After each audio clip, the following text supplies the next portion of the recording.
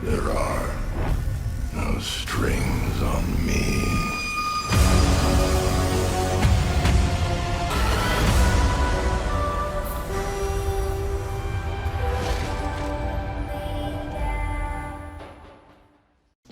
Hey, what is going on, everybody? It is your boy Carnage, your Primitive AK here, back with another video for you guys today. Today we are here with the brand new official patch note for update 1.08 in Black Ops Cold War, as well as Warzone. If you guys are new to the channel, make sure you guys leave a like and subscribe. Appreciate you guys showing the love and support. We got a lot of notes that are to cover in this one, so if the first things first, that it does actually talk about all the content that's going to be dropping, which includes a brand new Warzone map. It's the Cold War integration, which includes all of the Cold War weapons integrated into Warzone itself. So you get 30 plus extra weapons and attachments that are going to be added to the game for you guys to go ahead and check out. We got brand new DLC weapons, which include the MAC-10 as well as the Groza assault rifle, some brand new operators known as Victor, as well as seasonal challenges, cross game progression, which includes 1,000 total levels across all of the Call of Duties, including Warzone, Modern Warfare, and Black Ops Cold War. And all of your previous unlocks from Cold War and Modern Warfare weapons and perks will remain unlocked as well, so you don't have to worry about that.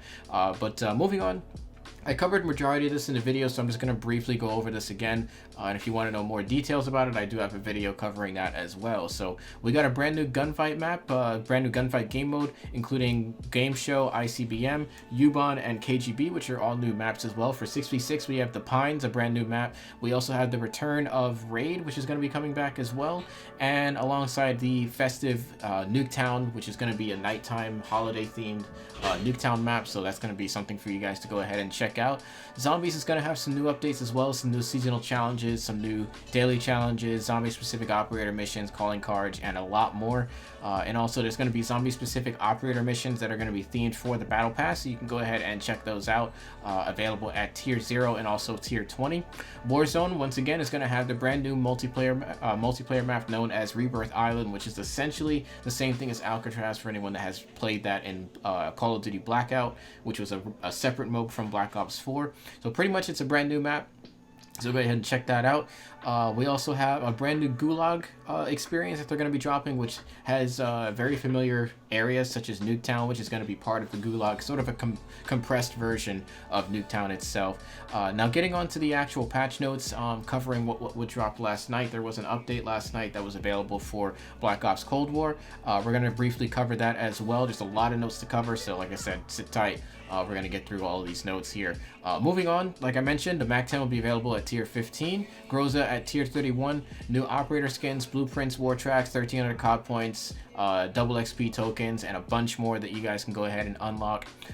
There will be season 1 progression. Prestige mode will be available. You get a brand new prestige emblem, a key, and a battle pass tier skips at level 50, level 100, level 150, 200, and then 250 all the way to 1,000 will include a new prestige key every 50 levels. Moving on, we also have seasonal challenges, operator missions, some stability fixes, and also, like I mentioned, all the maps will be available, as well as Gunfight 2v2 with all those maps included as well. They have a few changes for game modes as well. We're not really going to go through too much of these. Prop Hunt will also be available at the start of Season 1, so you guys can go ahead and check that out.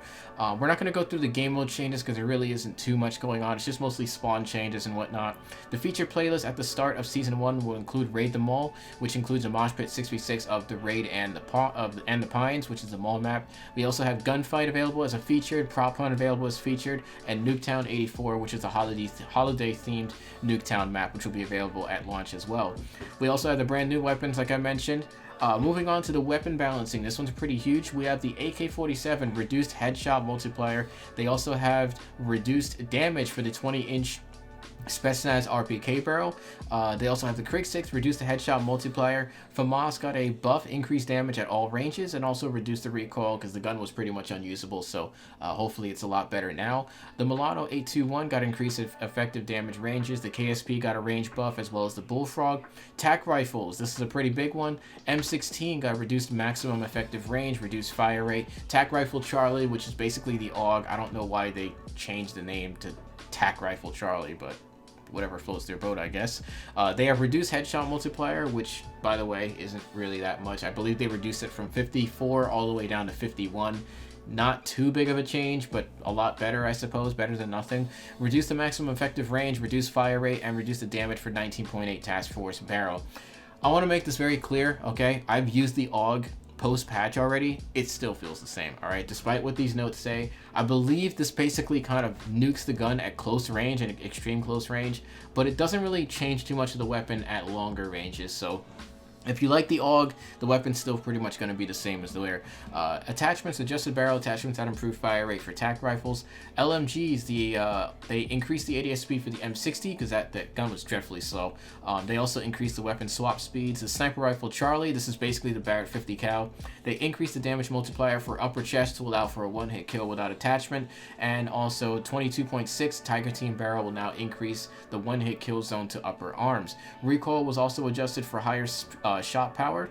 And moving on, the pistol Magnum also got a range buff as well as increased fire rate, which is good to see there as well. The Huer 77, which is basically the pump action shotgun, they got decreased damage ranges and also decreased the damage range for the 25.2 task force barrel. Shotgun Bravo, which is essentially the SPAS 12, the semi-automatic shotgun that everybody complained about, got a massive decrease to damage range as well, decreased fire rate, and also decreased the range barrel for the task force. I've used this gun as well post-patch. If you guys saw my VSAT gameplay from last night, that was actually using some of the shotguns in that gameplay. The range actually did get nuked a lot in this one, and I'm very happy to see that because it was pretty far how you're able to kill somebody. They also reduced the amount of player knockback when being damaged by bullet weapons. Thank the Lord. You guys have, anyone that's watched my streams will know there is a stupid mechanic in this game where if you get shot by a bullet, your actual character gets pushed back. The entire character. If you get shot by a bullet, you get pushed back. The higher the caliber, the more you're going to get pushed back. And it was severely noticeable to the point where it was actually annoying the heck out of me. It was actually throwing off my shot. So it's nice to see that they reduced that as well. Flak Jacket got a nerf. They reduced the explosive damage mitigation. Forward intel, increased viewable minimap area. So they buffed the perk there. Ninja got reduced protection from field mic detection, and Spycraft added full immunity to field mic detection. So Spycraft is actually a very good perk, and I recommend you guys go ahead and check it out because you actually are immune to counter UAVs when they're called in as well. Very good perk and very underrated. They slightly increased the damage of frag grenades, slightly increased the damage of Molotovs. They still suck, by the way. People have been throwing them at me all day, and I'm barely taking any damage. Stim Shot reduced the heal speed, and also field mic no longer detects users who are crouch walking, ADS walking, or swimming. So field mic's kind of useless at this point. I wouldn't recommend using it. They also increased the damage of the gas mine, removed the detonation delay, and removed how much a player will be slowed when affected by the gas. Score streaks, they added the brand new Harp kill streak, which we showed in a previous video. If you guys want to check that out, link to that will be in an annotation as well as in the description. Cruise Missile addressed an issue where the Cruise Missile HUD effects would display after a Cruise Missile kill cam. Never noticed that happening. Addressed an issue where the Cruise Missile from a care package could clear score earned toward the player's equipped Cruise Missile streak. RCXD, they also addressed an issue that allowed the RCXD to push teammates. That was annoying. It happened to me a few times despite me not really using RCXD or let alone my teammates using it, but I did notice that happening whenever a teammate was using it. It would occasionally, I could actually ride on top of it sometimes. Zombies, they made a few changes here as well, including stability, and they also added split screen for zombies as well, which is pretty nice. Both the DLC weapons of Mac 10 and Grosso will be available in zombies as well, and there's also a bunch of support changes that they have here for Dead Ops Arcade, including Onslaught, and also the one zombies map that you guys have. Unfortunately, there is no new Warzone map, so that's quite unfortunate there. PC got a few stability fixes as well, and they also updated the recommend driver version for both the NVIDIA and AMD GPUs as well, for those that are into the nerdy statistics of their game. Warzone update will be available at 2 a.m. Eastern Standard Time, which is essentially December 16th for anyone on the East Coast, 11 p.m. on the Pacific Coast, December 15th, which will include the Rebirth Island map, like I mentioned, the brand new Gulag available in Verdansk, and also Rebirth Island as well. We also have a brand new seasonal event for Rebirth Island, including a bunch of new challenges where you can unlock calling cards, emblems, stickers, and a special Noxious LMG blueprint, which will be available. We'll be covering that in a video as well. The weapons included, basically, it's just showcasing all the weapons added. It's literally every single Cold War weapon, so no need for me to read that whole thing there. Moving on, the vehicles, they now have an attack chopper, which has mounted on both side rails for belt-fed minigun that can be controlled by squad members. So there's going to be a chopper gunner that has guns and turrets on each side. Yeah, I'm not sure how I feel about that. They also removed the Juggernaut reward from the Subway and Stadium Easter eggs. Thank goodness. Praise the Lord for that one, man. Jugs are gone, guys. Jugs are officially gone. No need to worry about them anymore. They also fixed a few glitches with some challenges, and also players will no longer be able to clip inside of loadout packages. This was an invincibility glitch. I'm surprised it took them this long to fix this. They added collision to airport to prevent an exploit, and also addressed an issue where a Park and Baker operator skin could show a repeating name or skin that could kick the player back to the menu when hovering, and address instances where war tracks could continue to play when exiting the vehicle. Another thing that I'm surprised it took them this long to figure out, but regardless, still happy to see it. And there's a bunch of other challenges they added to as well. Nothing too important there. And also, the attachments, like I said, will be imported into Cold War as well. Guys, that's going to be it for today's patch notes update for update 1.08. Make sure you guys stay tuned tonight. We're going to be streaming the brand new update as well as showcasing the brand new DLC weapons, which I'm sure you guys are excited to see about. I'm thoroughly excited. I know you guys should be excited as well. And yeah, I'll catch you guys in the next one. Thank you guys so much for watching. It's your boy Connor, your Primitive AK. Signing out. Peace out, fellas.